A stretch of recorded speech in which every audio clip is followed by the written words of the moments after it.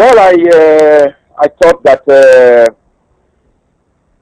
she was the coordinating minister for the current administration. I thought that without ideological direction, this administration will steer the ship of state into avoidable cataract and iceberg, because at least that is the coloration and pigmentation that Mr. President, that is the body language the President has given us to believe. So I was rather maniacally bewildered that even she got the imprimatur of the federal government for that nomination. But sincerely speaking, if you ask me, I would say that I wish her well, and I do think that if she scales through the Obama order, then I think that will even do us well, yeah, because our economic advice so far has been anti-people. Our economic advice so far has been pro-establishment. Our economic advice so far has only served the microscopic few. That will just be a wonderful lacuna. It will be a wonderful locus coeficientiae to look at the possibility of getting another economist at that level of government who may be pro-people and who may just be in sync with the economic realities of Aminu Kanu Talakawas. If she fails to get it, do you think she should remain as a minister? Well, it shows for me. I read a very critical objurgation when she was nominated to serve in this position, and one of that animadversion I read at that time was that she was only even coming to serve as an opportunity to burnish and launder her image and to have a salubrious pedestal to look for this job. And at that time, I was a little bit Didymorphian as to that speculation. I want to say, however, that recent activities seem to have given a copious emblematization to that reservation that was expressed at that time. So from that point of view at all, I want to say that it will show that she's already had divided loyalties, and even if she didn't get the job, it shows a vote of no confidence. For me, it shows a vote of no confidence by the international community on a capacity for economic husbandry. Because after all, the clout she came with, the propaganda she came with by Western bourgeois economists was that she was the best of the best, and that in the sanctum sanctorum of economic Western imperialism, operating within the shared board of international monopoly finance capital, she was an economic prima donna. And if she just fails to get the job, for me, that is a vote of no confidence. Now, let me ask you, should she leave? Do you have somebody you think would be appropriate for that position? Well, of course, I cannot. There are a vaudeville of personalities. I mean, if that question were asked me 5, 10, 15 minutes before now, I mean, it would have given an opportunity to look at the well pool of sound pro-people economists we have in the country. But I want to say that a whole lot of persons have proven themselves to have that capacity. Patu Tomi, for example, Professor Patu Tomi, for example, would be a very good finance minister.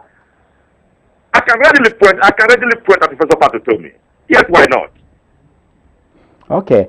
Recently, we all witnessed the show at the National House of Representatives, where the Director General of the Securities and Exchange Commission came in front of a committee on capital markets. It wasn't a good show for the House of Rep. What is your take on what happened, that drama? I want to say that the events unfolding in the House of Representatives regarding the Ms. Ote Embe imbroglio is another scandalum magnatum, too many for the Green Chambers. I want to say that scandalum magnatum is coming at a time when the House of Representatives is supposed to be strategically placing itself against the backdrop of the myriad of unfolding developmental issues in the country, coming again at a time when one was happy that the House of Representatives was beginning to burnish its image with the Nigerian people. If you ask me my take on it, so far to the extent that the leadership of the House have asked Honorable Emma Embe to step down pro tempore his chairmanship of that committee, I would say that is good enough. To the extent that Honorable Emma Embe has agreed to submit himself, to investigation by the ICPC and the EFCC, I want to say good enough. But I want to say that I catalytically disagree with those who are saying that Ms. Ote should equally step down just because Honorable Embe has been stepped down from that committee. That is because Honorable Embe has not even stepped down permanently from the chairmanship of that committee. He's only stepped down from the investigation of that process to allow for fair hearing, because the jurisprudential rule of all the alterem partem, the doctrine of fair hearing, nemo judet in casu asua, has to come to place. So it is patently unfair, like I've had some Spain doctors and some members of the House of Representatives gone to Matonolipos to say that Ms. Ote should resign. That is one leg of it. Another leg of it is that I was a little bit worried when I heard initially that the Ethics and Privileges Committee is going to sit in camera. And I say capital rejectamenta to that. The matter is already sufficiently in the public domain. And for the sake of the public good, the Ethics and Privileges Committee should hold its proceedings in public before the clear lights of cameras. And we call on the EFCC and the ICPC, like Caesar's wife, to be above board, on this matter. If the House of Representatives must be taken seriously regarding the future unfolding events, regarding the unfolding political and economic and social cinematography in the country, then the House of Representatives, like Caesar's wife, have to be above board. Now, let me ask you, we're in the House, where this kind of thing we were seeing, were they happening when you were there? I mean, bribery and the kind of corruption we are seeing, were they happening when you were in the House? It's always a challenge. It's not just the bribery and corruption or malversation, if you like, call it defalcation of public funds. Is ossified and sissified into a Gogomedusa in the Nigerian social-political cultural milieu. It's not just a phenomenon restricted to the National Assembly. It has become institutionalized in Nigeria, even though one must say that to the extent that the National Assembly must be a custos morum of the people.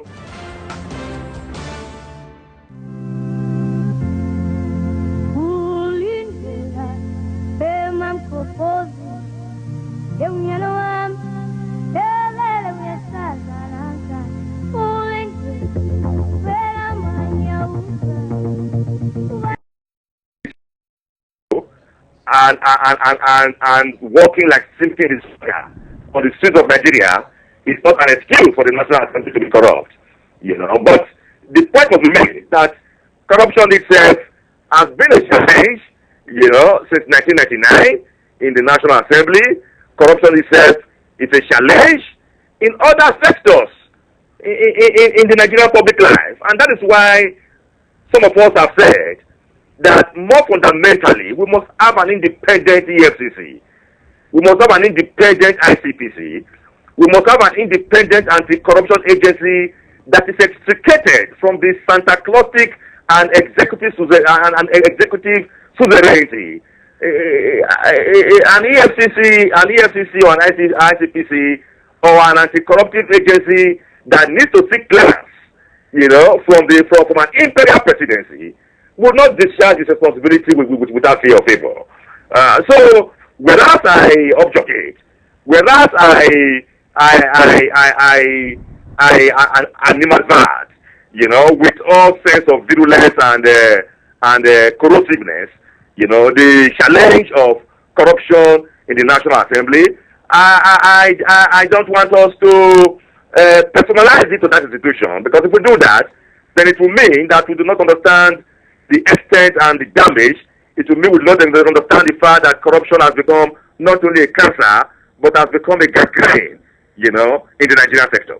Now, let me ask you, what should Nigerian people do? Because if you're saying that we have to get EFCC that is independent, that may not happen. How do the people force or compel change to happen? What do you recommend? Well, an English scholar, I'm sure it was John Locke now, was one quoted as eternal vigilance is the price of democracy. The civil society and Nigerians must take more than a passive interest as to what happens in the political class. The civil populace must not see their democratic mandate ending and beginning with the 4-year periodic election. For the Nigerian civil populace, democracy seems to be the terminus ad quo of an election, and the terminus ad quem again of the next election. We want to see our civil society